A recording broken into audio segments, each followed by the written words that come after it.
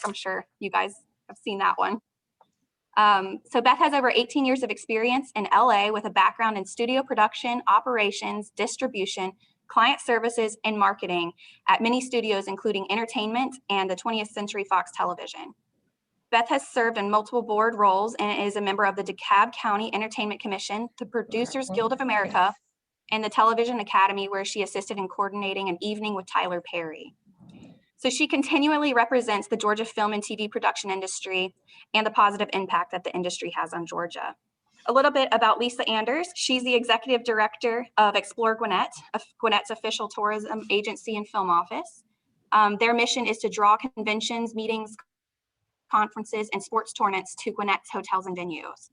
Lisa is Gwinnett County's Camera Ready representative, serving as Gwinnett's industry liaison for locations, permitting, and photography to the booming film and movie industry, as well as to the Georgia Film Office.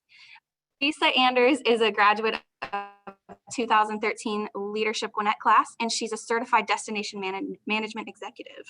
So we are super excited to be hearing from both of these ladies today. Thank you so much for taking the time to join us and tell us a little bit more about the film industry in Gwinnett. I'm going to just roll right into it and throw this over to Beth. Can you tell us a little bit about what you do day to day at Eagle Rock Studios? What I do day to day, I put out a lot of fires. Not really, but you know, my main responsibility is to make sure that I have productions in all of my studio space all the time. So I'm very fortunate in that I have been at 100% capacity for 3 years straight now, which is pretty amazing. And because of the pandemic and because of the need for content now, that request for locations is just going to grow and grow and grow. And Lisa's going to see that in her area of expertise in the county as well. But so once I get a client in the building, then it's my responsibility to be their concierge and make sure that from a facility standpoint, their operation runs as smoothly as possible so that nothing gets in their way of getting their productions done in a timely manner, not only on a daily schedule, but on a weekly and monthly schedule so that they can get that product on the air. Awesome. Wow. And Lisa, can you tell us a little bit about your role as the Gwinnett official Camera Ready liaison? That sounds pretty cool. Yes, thanks. Every county in Gwinnett, the State Film Office, with all the productions that are in Georgia, the State Film Office only has about six or seven people in the office. They quickly realized about 6 years ago, that they needed help on the ground. They created a program called Camera Ready. Long story short, allowing your county to become film friendly and then having a point of contact. So when those location managers come into Metro Atlanta, they can talk with one person and pretty much instantaneously find out where the location is, what the permit process is, can this happen? They're looking for studio space. So I'm the Camera Ready rep for Gwinnett, and sort of back to Beth's point about making sure the operation is smooth. That's really the one thing that we try to do is we try to make operating in Gwinnett County via film as easy as possible, taking out bureaucratic obstacles, making sure they have the right contacts, facilitating the permits. And then we do a lot of work with locations. I'm constantly looking for new locations. We did, in the last week, we've done 12 location photo shoots, just generating new locations so that when these location managers keep coming into Gwinnett, they find new things as well. And then we also coordinate with all the existing locations and make sure they understand the process. So it is, to Beth's point, there's 45 studios probably across Atlanta. Just because they're not in Gwinnett doesn't mean they don't film in Gwinnett. So we see business from a studio that might be downtown, but also a ton from Eagle Rock and from OFS, which is also in Norcross. Cool.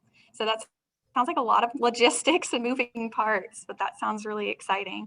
So this question is kind of for both of you or either of you, whoever wants to take it. Can you tell us a little bit more about the actual film incentive from the state of Georgia? When did it start? What's offered and what is required to receive that funding? What year did it start? I can't remember. It started about 10 years ago. I think it was 2009. I was gonna say 8. Yeah, 2008, 2009. And I'll let Beth take it from there. Okay, what was the question again? When did it start and what's required for it? Yeah, or just, yes, what's Yeah. offered and So what's basically- required to receive that funding. So there's a 20% tax incentive that just covers everything for your production that is an expense inside of the state of Georgia. So that's paying all your crew, that's paying the rent on my building, that's paying for any kind of supplies you're purchasing in the state for what you're doing. And then once you shoot the project here, if you show the Georgia Peach logo at the end of your show, your movie, your television show, then you're going to get another 10% on top of that. So the total return can be 30%. Awesome. There has been, I'm sure some of you have read about or heard about in the legislature, we are putting some new policies and procedures in place as far as overseeing those tax credits. There were some things that unfortunately, as it was being developed, there were some aspects that got slipped through the cracks that we maybe gave a little bit too much money away, to be honest, for a while. But even the Georgia Film Commission and studios such as me recognize that that's not necessary. We don't necessarily have to do that to continue to keep the pace of business that we have in place now. So we are putting a lot more checks and balances onto that tax credit, and understand that brick and mortar facilities like mine, we don't see any of that. We are a business in Georgia just like any other business. So we're not getting any breaks for what we're doing. We're just helping out the productions that are with us do that. And if you want an idea of the impact of that incentive, the economic impact of film and television in 2009 was close to $300 million. 10 years later, since that incentive's been in place, it's $3 billion. So it is definitely probably the primary driver of what's bringing people, or at least initially, to Gwinnett and to Georgia to film. Cool. So when you say the economic impact, what does that kind of entail? Like, what are people doing when they come here to film that's, raising all that money, I guess? Well, obviously, if you're coming into town, if you're coming in here as a guest of the state, meaning that you are not a permanent resident, obviously you're going to be in a hotel, or you're going to be renting an apartment. You're going to be, and then everything you do, you're buying gas, you're buying groceries, you're going out to eat, you're going to the theater and doing things around town just like any other resident does. So you're contributing to the economy of whatever area you are in, which is and statewide as well. Same thing. There are people like me who didn't live here, right? I moved here in October of 2016. There's a lot of LA trans. As a matter of fact, a car passed me with California tags as I was driving up here today. It's my daughter and I get all excited when we see California tags. We're like, look, there's another one. I've got best friends who are getting ready to move here. They're not in the industry, but they're just like, they're ready to retire and they're going to move to Atlanta. So you get that kind of influx of people. So once you have more people that actually live here and are residents, you're contributing to the tax base and all over economy, economic impact. And a good example is a Netflix streaming show. I'll say that, I can't really say who it is, but to see the value of that one television show, just in expenditures for one season, they spent $30 million. And that's not economic impact. That's just rent paid to a facility, trucks rented, people paid, things like that. So you extrapolate that out times the 145 productions that were in Georgia in 2019, and you start to see how that dollar figure comes into play. So that's just one show. And there's a tremendous amount of HBO and Netflix kind of TV is the hot new thing. Absolutely, especially with the pandemic. I mean, everybody's looking for something to stream and watch at home. So TV is hot right now. And we are already, Cool. Just so you know, I might be jumping ahead. This might be one of your questions, Logan, but we are already in 2021. We have already surpassed our numbers of where we were in 2020 at this time last year, as far as production, because there's so much more coming in trying to get it done. And with the lockdowns in Los Angeles, it makes it even harder for them to shoot there. So they're coming here to get that product produced. Right. And that kind of leads into the next question for both of you guys. If you could tell us a little bit about how COVID has impacted the film industry for each of you. Well, you know, March 13th, 2020 hit and everything just shut completely down. I mean, I stood there and watched my productions literally lock the doors and walk away. And at that point, I had one show saying they were coming back in 3 weeks. And a week later, I looked at their UPM and said, Al, I hate to break it to you. You're not going to be back here in 2 weeks. It's not going to happen. And sure enough, 4 months later, we finally started reopening the doors and people finally slowly started to trickle in. This impacted our budget from a studio standpoint greatly last year. I mean, we were down nearly $1 million in revenue from what we were the year before. We had to expend a lot of money as well to add additional protocols for the facility that would keep everybody that was coming in there COVID safe. You have to realize a production crew is well over 250, 300 people. So I've got a lot of people walking through the doors of my building every day that I've got to make sure we can't be a super spreader and get everybody sick and have to shut everything down again. It would just be devastating to everyone. Yeah, and March 12th was sort of D-Day, I guess. And on that day, there were 12 productions that were filming in Gwinnett, whether they were doing locations or they were doing stages. And to Beth's point, they literally loaded up their trucks and left and didn't come back till November, October. The biggest impact that I've seen with locations is some of our most popular locations are still closed to filming. Gwinnett County Public Schools has seen quite a bit of filming and they're currently closed to external events. The Gwinnett County Detention Center is known as one of the most film-friendly locations in the United States. They are closed to external events for several months. So we're trying to sort of create new locations until those hopefully open back up sooner rather than later.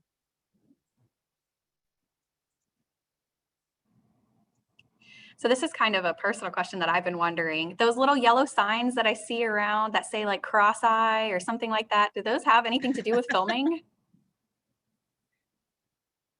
They do. They absolutely do. That is the production code name, because obviously if they put the real name of the show, there'd be 800 people turning in to see what's going on there, right? So that's usually how they mark where they're shooting on location. Actually, even if you come around my studio, you'll see those signs too, because sometimes they'll put them up just to direct them into the right gate. But yeah, that's saying that there's a production somewhere nearby shooting a location.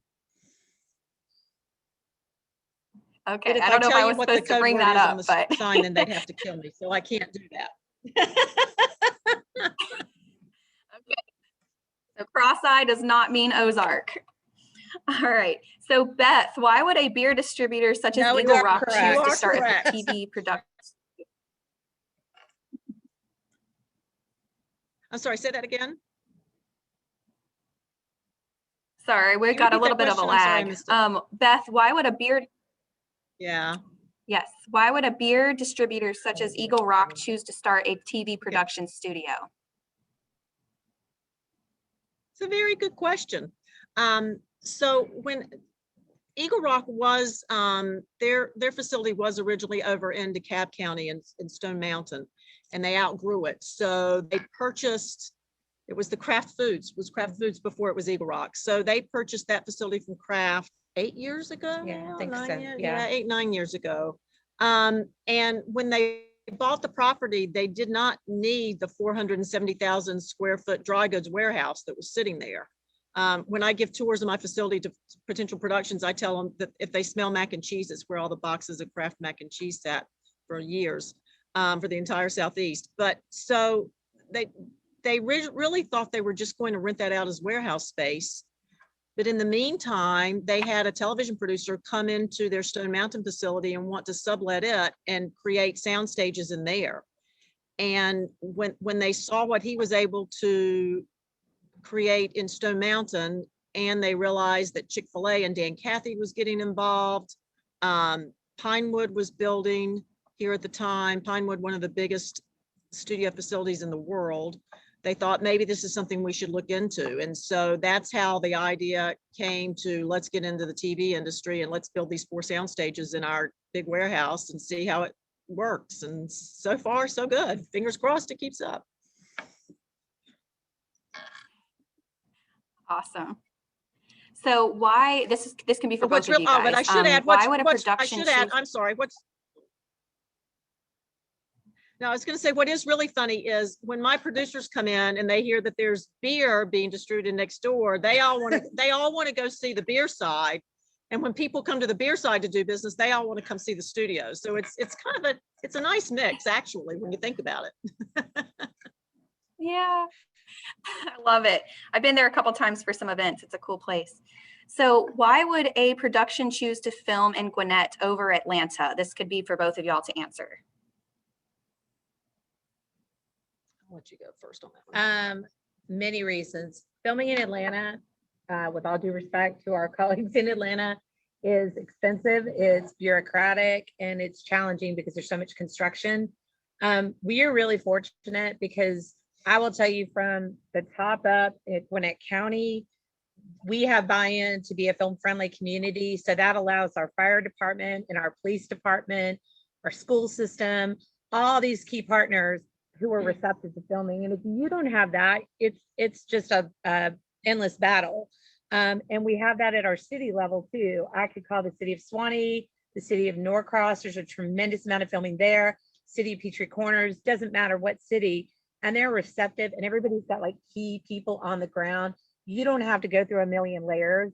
We have one person with police and one person or two people with fire. Beth is at Eagle Rock. Mike Reams is at OFS. We're not going through a million layers. And that's the key, because the thing that you find out is TV films, like film, they say, yeah, we're going to film in 3 months or 4 months. But a TV show, which we have a lot of, they want to film in 7 days, 4 days, 1 day, sometimes 10 days, 12 days. I mean, if you get 2 weeks lead time, that's a long time. So you got to have people who are willing to move really fast. And that's where Gwinnett is, in my opinion, really excelling. Absolutely. Yeah. And it's like Lisa said, production really is run and gun. I mean, even though they can have a script and know that they're going to shoot that episode in 2 weeks. I've known shows that have found out in less than 24 hours that they thought they had a location in place and they've lost it. And suddenly they've got to scramble because they've already got it on the schedule for the next day. They can't rearrange the entire production schedule because they lost a location. So they've got to run out and find something else. And it's always just rocket fast. And you've got to be ready to pivot at any moment when you're working with productions. It's a challenge at times. That's pretty cool. It makes me proud to live in Gwinnett. I think that's awesome that we're doing that for our film crews. So Lisa, how could I be an extra in a film or get my home/business involved in the filming process? Well, I'm going to answer the second part of your question first because it's a lot easier. If Ashley, we just did a call for new homes and we actually narrowed it to a couple locations so we could do it efficiently. We did a call for new homes in Norcross through the City of Norcross Facebook page. And then we did a call for homes in Swanee through the City of Swanee's Facebook page. That kind of shows you the collaboration there as well. And then we're constantly looking, like I went to a closed restaurant. I mean, my head is on a swivel all day long when I drive because I'm just constantly looking for things that are new. And the beauty of it is we're not looking for the prettiest thing in Gwinnett County usually, to be honest. Most TV shows are they're filmed in the 70s, the 80s, the 90s. So we're always looking for throwback stuff. Dilapidated is good. I'm all about things that are empty. You know, that's why we get a lot of use in Gwinnett Place Mall, quite frankly. So there's so many opportunities. So if you're interested in your home or you have a location, if you have a warehouse space, there's always a demand for that. And you're receptive to a short-term lease. If you just email me, we'll kind of take it from there, walk you through the process, and we'll even take care of the photography. From the extra question, I'm gonna leave that to Beth. And that's not a question I can even answer. Yeah. I'm not, you know, I know how that worked in Los Angeles. I'm not quite sure exactly how it works here because I've never really actually posed the question. In Los Angeles, you have to be a member of the Actors Union and you have to be registered with an extras casting agency. I would think that maybe that's the way it is here too, but I don't even know. The other thing that Lisa didn't bring up that I want to mention that you haven't talked about is Lisa and I have been collaborating lately because Yeah. Infinite Energy Arena is now, obviously there's not a lot of concerts and live events going on. Mhm. So I've had shows calling me looking for short-term space. We've got a couple of game shows and stuff like that. Right. So I've turned that over to Lisa because now we're thinking, oh, we can put some of this short-term stuff in the arena and make it a great profit center for Gwinnett. Yeah, and that's where we're really seeing that, because speaking of the arena right now, we have a production, and goes back to COVID, but we have a production bubble in our arena right now. And basically it's a fan control football, which is a sports/reality show that essentially is in a bubble in our arena for almost 3 months. And it's going to be streaming on Twitch. And in addition to that bubble at the arena, they actually created a hotel bubble as well because of COVID. They can't afford to have their crew or their players or anyone get sick. So they are actually owning one of our hotels for 3 months. And it's a pretty lucrative piece of business, both for our facility and both for our hotels. So we've seen smaller bubbles throughout COVID, but this is our biggest one. Hey, Lisa and Beth. Lisa Zakin here. I'm monitoring the chat room, which is like super, super busy. So y'all are very popular today. One question that I've seen 2 or 3 times already is, what type of career opportunities are there for students, specifically being asked from Georgia Gwinnett College with their cinema and media arts production major? And it sounds like most of the questions are revolving around internships. How do folks that are either in high school or college that are either aspiring actors or want to get behind the camera to get some, real hands-on experience? Are there programs such as that?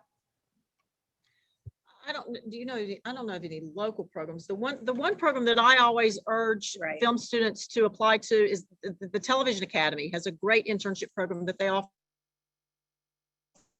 every summer. So I strongly urge you to go to the Television Academy website and you can apply to that there. I think they're actually judging all their entrants for this summer now. So it might be a little late to get into that one. I'm not sure. There are some GeorgiaFilmAcademy.com. Yeah, they offer that as well. The one thing that I have noticed, especially now with the big influx of shows trying to get in here, not only are we short on stage space in Georgia, but we're also short on crew. So this is a great opportunity for a lot of kids coming out of these programs to get their feet on the ground. Starting out, the best way to start out is to just find a production assistant position in just any department. I mean, just because you started in that department doesn't necessarily mean that that's your passion and that's where you want to be ultimately, but it certainly gets you onto the set and guides you to the people that you need to talk to do what your top interest is. So I think that's a great way to start. If you're into lighting and grip, there are great companies. I know there's a company called Cinelease that's they're based in LA, but they have a big presence here in Georgia. They have a big facility down south. They have a bit of a lighting dock with me. They're always looking for good interns and entry-level employees. If you want to get into lighting, that's a great place to start because you will learn everything about the lighting business. And once they feel like you know what you need to know, they will be the first to recommend you to put you on a show and get you into a lighting and grip department and maybe be a DP or whatever it is you want to be in that area. So those are just a few ideas. Yeah, and you can add some. I would reference the Georgia Film Academy as well, only because you have to get your foot in the door. Every location manager that I've worked with started as a PA. Yeah. Every one of them, the ones who are producers now, the ones who are senior, ones who are key assistants, like it is truly a business where probably your college degree doesn't matter. Right. And I don't say that lightly as someone whose son just graduated from college, but yeah, I don't think that they are not looking at your degree. They're looking at what is your experience. So no, regardless of what kind of degree you have, you've got to be willing to start at the bottom. And that's why Georgia Film Academy gives you an opportunity to get on a crew and get into a production. And then from where, you go anywhere from there, but getting your foot in the door is literally the hardest part. It is. It is. Hey, Beth, could you repeat I'm sorry, could you repeat the lighting organization that you mentioned is here in Gwinnett? Oh, it's not here in Gwinnett. It's really actually their big offices are, but in Atlanta, it's called Cinelease. Yeah. Okay, thank you. Awesome. That was really great information. And this kind of, leads into another question. Beth, how did you get started in this business? And, what path would you recommend? I know you've already talked about some recommendations, but is there anything else you'd recommend for those who want to get into the industry? But I kind of want to hear about your path, like how you got to where you are. I really I never saw myself being in the entertainment industry. I mean, I graduated from a small liberal arts college up in North Carolina with a business administration degree. And that's what, I was doing sales and kind of general business stuff for years. My husband was transferred to Los Angeles with his job. And when I got there, I had to find something to do. And I thought, I'm in Los Angeles. I'm going to do something that I couldn't do anywhere in North Carolina. And at the time, that entertainment was kind of the logical choice. And I was older, I had already hit the big 3-0. And I basically just started all over with my career. I mean, I started out as an assistant to a couple of independent producers who had an overall deal with 20th Century Fox. While I was working with them, I got pregnant. So then I had to walk away from that, and they lost their deal. So they were no longer there for me to work for when I came back from maternity leave. But luckily, there was a production executive at Fox that needed a new assistant. And I went in and I sat on his desk for 4 years. I mean, I answered the phones. I became, not to pat myself on the back, but people would say, if you need to know an answer to a question on the 20th Century Fox lot, call Beth, because she can tell you whatever it is you need to know. And I did that. I just started talking. Anybody that walked through my building, I talked to them, right? I got to know everybody on every production. I had The Simpsons doing table reads right next door in the conference room. So I was talking to those producers every day. Just those connections helped me keep moving forward in my career. Now, did I ever think that I was actually going to be a facilities manager?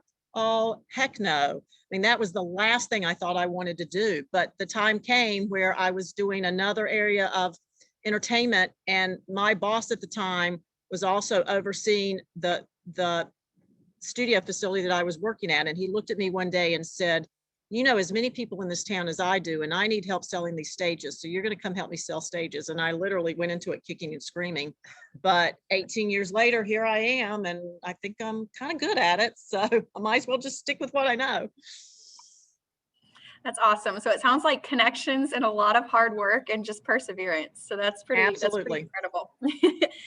So how can my business, or one of the people on our calls, how can our businesses provide services like catering, equipment, or goods to the film production industry here in Gwinnett? I think and Beth may be able to speak to her facility specifically, but I think first you need to get into the production directory that is available at the state film office.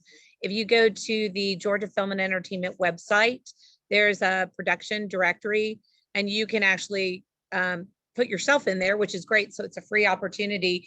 And a lot of times people, when they're coming in, they are looking for particular vendors. It really depends, because like for catering, I'll just use that as an example. Catering is really unique. Like if you have to learn, and I'm not a catering expert, but any caterer has to learn how to cater to the film industry, which is very different than catering to the corporate community. So I would recommend that if you're just a caterer who wants to get some business, you've got to start talking to some people who are already doing it and find out what the best practice is, because it's very different than normal. And especially now with COVID, all of the catering protocols have changed drastically in production with the pandemic. Right. So, and there's a, what's the name of the collaborative kitchen down on Chamblee Tucker? You had to ask me that, didn't you? I can't. Yeah, I'll think of this name, but there's a collaborative kitchen, for lack of a better word. I think it's over off Chamblee Tucker. It's in DeKalb, but it's essentially a storefront for a lot of film and industry caterers. It helps administer like health department protocols and things like that. And going to talk to them is actually probably a really good idea. And I'll get the name for you. I just can't think of it off the top of my head. But it's definitely learning and talking to those who are already doing it, because there's distinct protocols that are very different from doing business with the regular world. Yeah.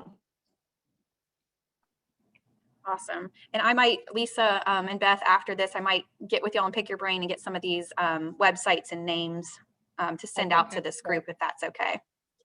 Cool. So the next question, you kind of talked a little bit about, Atlanta, and we might have briefly talked about, LA, but who is Georgia's biggest competition for film projects right now? Oh, Los Angeles and New York for sure. Yeah. I mean, Georgia is number 3 on the list at this point. I mean, Los Angeles is the number 1 manufacturer product, then New York, then us. So those are our biggest competitors. What we would really like to see in Atlanta, and it's even, I've seen such a change in the 4 years that I've been here. Atlanta is really, I refer to it as a manufacturing facility. I'll use the old textile analogy, because all the textiles were sold mostly out of New York. There were showrooms that showed everything, but it was actually, they were weaving all that product here in the South, in North Carolina, South Carolina, Georgia. And that's kind of what Georgia has become to Hollywood. All the content is created in Hollywood, but then they actually bring it here to manufacture it. What we would like to see to continue the momentum of this industry in this state is to have more of that content actually created here.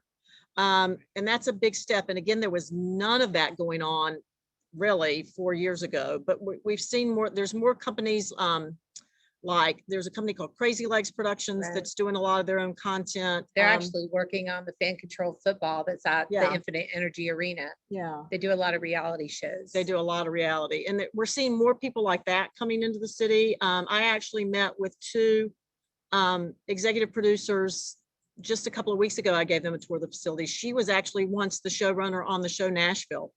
And they've just decided to relocate and live in Georgia because they think it's a great way of life. So the more people like that we can get in here that are writing product and getting it sold and creating it here, the better off we're going to be. And the less we will even have to depend on the tax credits once that transpires. Awesome. So my next question was, what's the greatest need in Gwinnett/Georgia right now for the film industry? And you kind of touched on some of those things, but is there anything else like that would really help the film industry here? I mean, it's so robust. I actually just saw a list from the state of all the production studios and stages in Atlanta. I mean, there's no county that probably doesn't have 2 to 3, many of them 6, 7, 8, 9, and many of them are constantly expanding. No. I mean, my hope is for the schools and the jails to open up. I have literally a waiting list of people ready to film in both. But with COVID protocols, you just have to, take your time and be careful and be thoughtful about it. But big picture, I don't think so. Right. I think by the end of the year, you'll be able to see that a little more, but it's going to be a little while longer, unfortunately.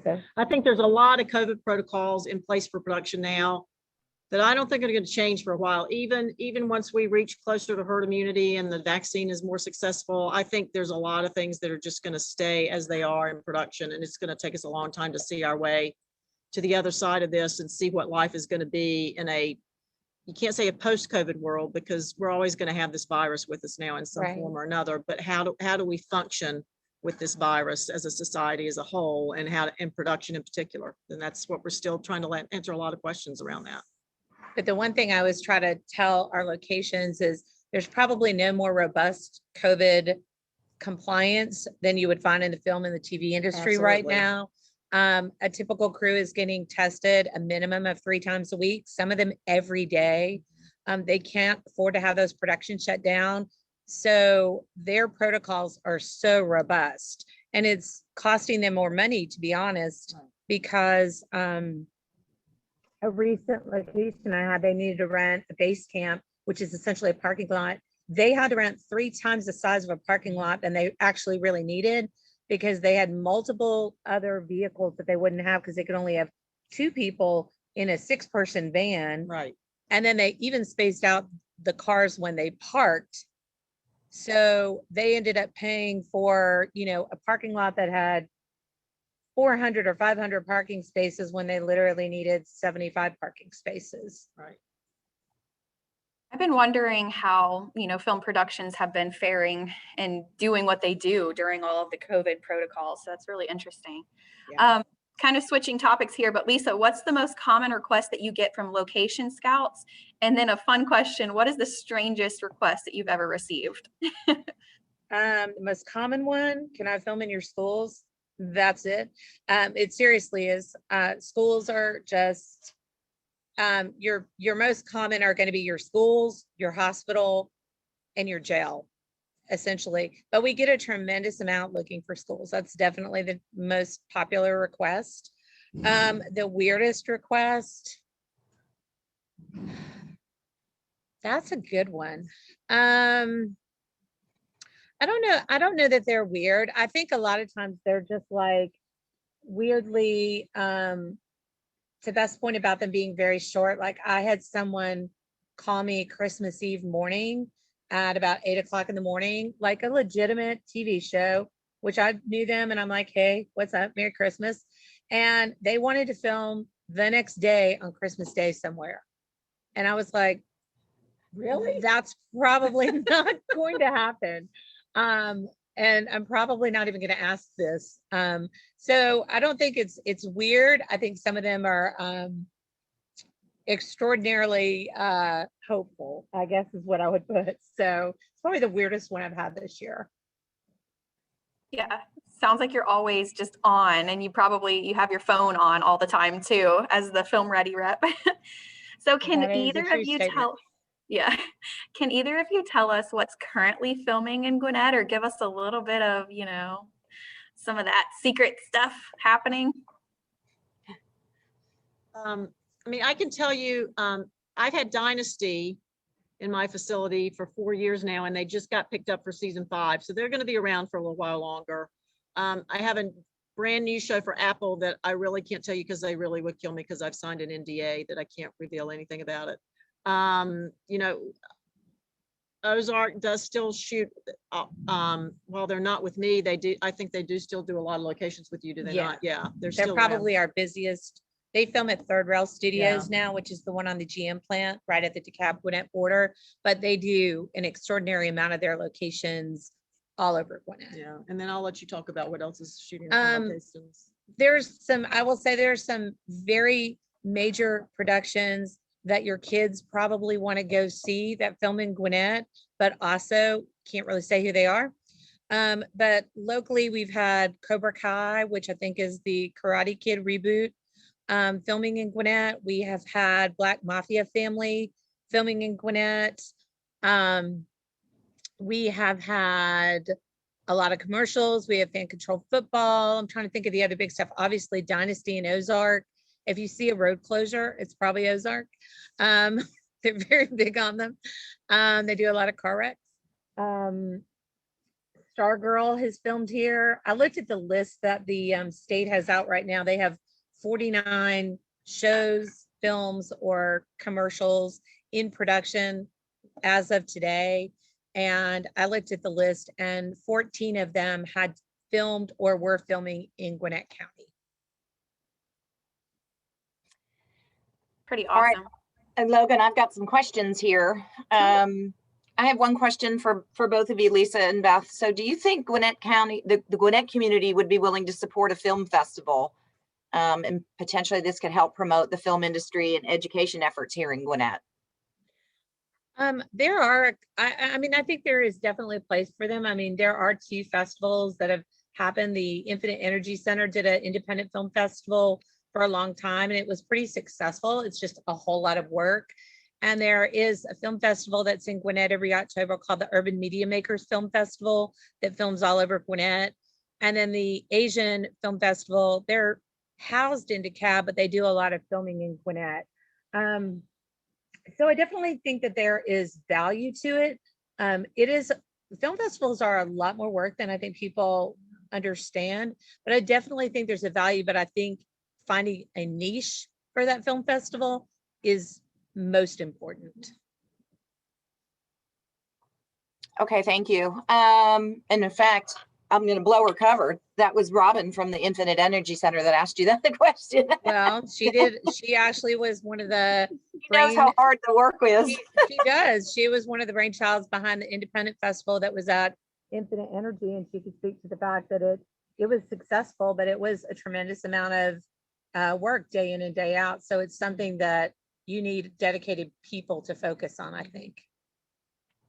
That's absolutely right. I saw another comment from Erica Gwynn, who's a graduate of the program, said that she has a vacant school and it's available. So Lisa, we'll get you hooked up with that. Yeah. Girl, call me. Yeah. I need that like now. That would be great. I know. So I'm flipping on through. I think we had one other comment. Chris Gagan's with us from GSMST. He said Europe is also enticing production away from the United States, i.e. Stranger Things, etc. Any comments there?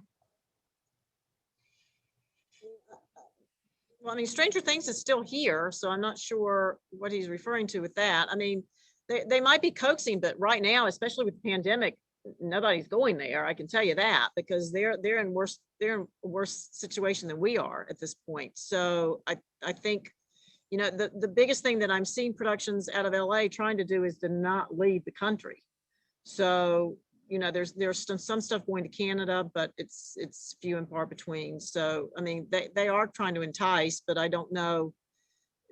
You know, it's hard to get LA to leave their time zone, much less leave their continent. So it's going to happen. Again, there's so much content out there. There's not enough production space around the world to accommodate all of it at this point. So yeah, it's going to pull some of it away, but not all of it. It's not, I don't see it as a threat at all. Awesome. Thank you. Well, those were all of our questions that we had. So I just want to ask you and Beth, or Beth and Lisa, if you guys have any other advice or insight or anything else you kind of wanted to close out this day with, and then we will finish the last few minutes up with some Q&A from the audience. So everybody, if you have any more questions, now's your time to put them in the chat box and we will ask those. So Lisa and Beth, do you have anything else you want to cover? Words of wisdom you got for them. Yeah, I mean, I think it's, this is maybe a cliche, but it is really making a connection, is knowing, talking to everybody, because so many people, you just see that they'll call and say, I just want to get started. And it's like, you have to get on the ground. You have to figure out how to join the union, depending on what aspect you're doing. So it's really coming up with a plan before you get started, because there are people you'll see on social media. There are a lot of people who just move here thinking Atlanta is so busy, I'm going to get a job, and they are not employed with that strategy. So it's got to be kind of a thoughtful process, I think. I agree with what Lisa's saying. I mean, you do have to have a plan, but I do also think there are times now when if there are people that are saying, I think I'm just going to move to LA to start this career, I don't know that that's necessarily your best plan of attack at this point, because I think you have just as many opportunities in the business here as you do in Los Angeles at this time. And I think I think if you just stay here and persevere, it's a lot easier to live here than it is LA. I'll tell you that, a lot cheaper too. So if you can push through it and try to make your career start here, because you will go far. I've met so many people who didn't, you know, I mean, they were like me in LA. I didn't think I was going to be in the industry. They were living in Georgia. They certainly never thought they were going to be in entertainment, and they're supporting families now with it, because they started, you know, they just started doing the grunt work and they've worked their way up and they've got their own businesses now doing great jobs. So you just got to, it's not easy, but just keep at it and you'll get there. We have another question in from Colette. So she said, if I have high school students interested in pursuing a career in video production, what advice do you have for them? Again, I think we go back to, I mean, the Georgia Film Academy is just a great base for all of that. You're going to learn every aspect of production that you want to know. And then I also tell kids, I mean, some things that I think people forget.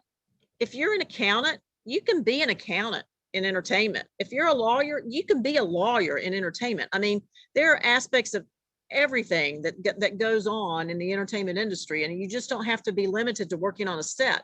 I'll be really honest. One of the reasons that I'm not working on a set today is because to me, it's like watching paint dry. It's a slow, tedious process. And if you're not up for that, and again, as I said earlier, if you're not up to pivoting at the drop of a hat, it's not the place for you. If you want everything planned out and in perfect order, don't go into this business, because you will be beating your head against a wall 90% of the time. You've got to be able to go with the flow and just know that there's so many different opportunities, and don't limit yourself to just one area. Because again, I didn't think I was going to be managing facilities. It's not what I thought I'd be doing in entertainment at all, but here I am 15 years later. So, you just got to keep an open mind and look at every aspect of it. And one thing, and this doesn't apply for every school, but at Gwinnett County Public Schools, a couple of the schools, Berkmar specifically, is just starting a film academy. And Georgia Film Academy has actually joined them to be I think they're called the Cornerstone Partner. So they're building those collaborations at a high school level. I don't know what the process is for getting into it, whether you can apply. That's something you could talk to them about. But a lot of the schools, you'll start seeing specific academies being created. And I know that is in at least 2 Gwinnett County schools right now. And there's also then the creative side. Don't forget, we haven't even mentioned SCAD in this. I mean, I think I have been extremely impressed with how I've seen SCAD develop their filmmaking program over the past 5-10 years. And I watched a show on HBO just this week that a kid from SCAD did. It's a documentary he made about his family and his story, and it was truly amazing. And I can't say enough about that school right now. If you really want to be creative type, I think that's a really good place for you to look. That's some great feedback.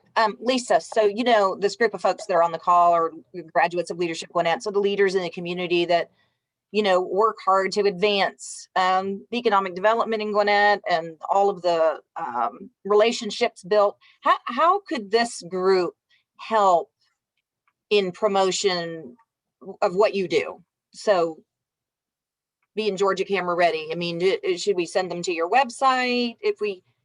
I mean, honestly, looking at the faces on my screen, I can point out several people: Margie Asaf, Robin Ali, Chris Gagan, who you just spoke to. Those are all people that we're working with on a very regular basis already, to be honest, because they're like our key partners who really get it and understand. They want filming in their locations and they understand the process. And if we flip the screen, there's probably numerous other people. So honestly, the people who are in this room are really the people that we're already working with. And if somebody is interested, they can just reach out to me and we can sort of figure out what the best fit is, whether it's, whether you have a location, whether you have a company, whether you're just looking for connections, we can kind of figure it out. And if I don't know the answer, I know a lot of people, Beth, various other people who may know an answer, and I can connect them with them. Perfect. Thank you.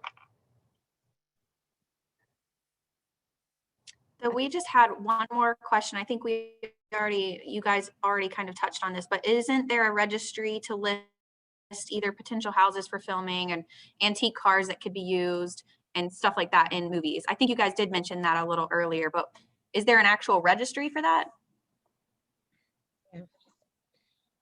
There's 2 of them. There's Real Scout, REEL, which is the state locations database. And then we have one called Locations Hub.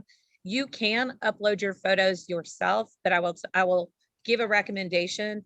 One, we'll do the photos for you because we know how to do the photos so that they are what location managers are looking for. People who tend to list their own photos tend to do real estate photos, glamour shots. That's not what they're looking for. And if you upload it yourself, that's great, but you're one of 10,000 pictures on there that nobody knows was added. You want to have the people in your community, like if you send it to me, then I know it exists and I can market it and promote it. If you upload it yourself, no one really knows it's there because it's not like there's a news flash, like new photo being uploaded. It just becomes part of a database. So I would definitely recommend reaching out to me or reaching out if you're in another community, like DeKalb County, they have a person, just so that person is aware of what it is, so that when I get that request, I'm like, oh yeah, I've got that. I have an antique roadster place, or I have a mid-century modern house. So, but you can go to realscout.com and upload them yourself if that's your preference. Cool. And I have kind of an interesting question here from Ivy Bray. Hi, Ivy. Technology has allowed individual authors to self-publish without having to convince a large publishing company that their content is worth their time or investment. So what is, or is there a film/movie equivalent of that? Would that be YouTube, TikTok? Do y'all have any insight there? I mean, I think there are a lot of people that do that on YouTube. I unfortunately, because I'm in the facility business, I don't get involved with that very much, honestly. But yeah, I mean, there's a million ways to just put your content out on the web. I mean, some of our biggest stars today are started out making YouTube videos, so that's certainly a way to go, I think. I don't know if you. I think that was the whole premise behind Quibi, which recently crashed and which burned. lasted 6 months. Yeah, which was putting, 5 to 10 minute snippets out there. So I think it shows you they put a tremendous amount of money behind that idea, and for whatever reason, it didn't connect. No. So I think that TikTok and the other ones are actually the way to go. Ivy is another one who's also very film friendly. So thank you, Ivy.